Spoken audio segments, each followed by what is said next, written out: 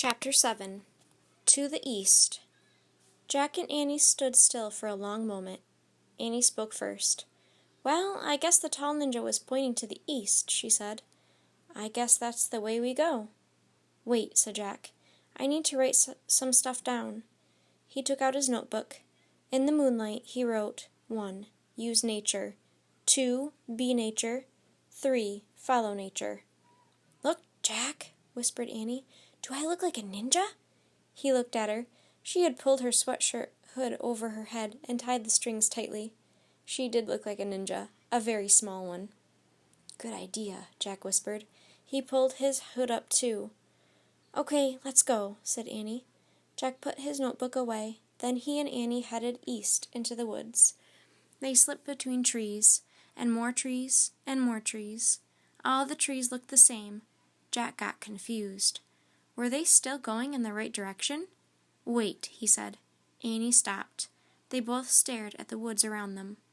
"Do you think we're still going east?" asked Jack. "I guess so," said Annie. "We can't just guess," said Jack. "We have to know for sure." "How do we do that?" said Annie. "We don't have a compass." Just then the master's words came back to Jack. "The ninja master said to use nature," he said. "How do we do that?" said Annie. "Wait, I remember something." Jack closed his eyes. He remembered something in a camping book. Now, what was it? He opened his eyes. "I've got it! First, we need a stick," he said. Annie picked up a stick. "Here," she said. "Great. Now we just need a space with moonlight," said Jack. "There," said Annie. They moved into a moonlit space between the shadows.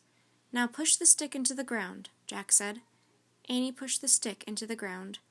"The stick's shadow looks like it's more than 6 inches, said Jack. "What do you think?" "It looks like it," said Annie. "Okay, then that means the shadow's pointing east," said Jack. "Neat," said Annie. "So that way is east." Jack pointed to a new direction. "At least, I hope it is." "We're real ninjas now," said Annie. "Yep," said Jack. "Maybe we are. Come on." They took off, heading east, they hoped. Soon they were out of the pine woods and walking down the rocky mountainside. They moved slowly from rock to rock. Finally, they rested against a giant rock. "Let's check our direction again," said Jack. Annie struck another stick into the dirt. "There," he said. He pointed to the shadow on the ground. "That way." Annie peeked over the rock, down the mountain. "Yikes," she said softly. Jack looked too. His heart nearly stopped. There were flames of fire coming up the mountain. The samurai! Jack and Annie ducked behind the rock. "Squeak!" said the mouse.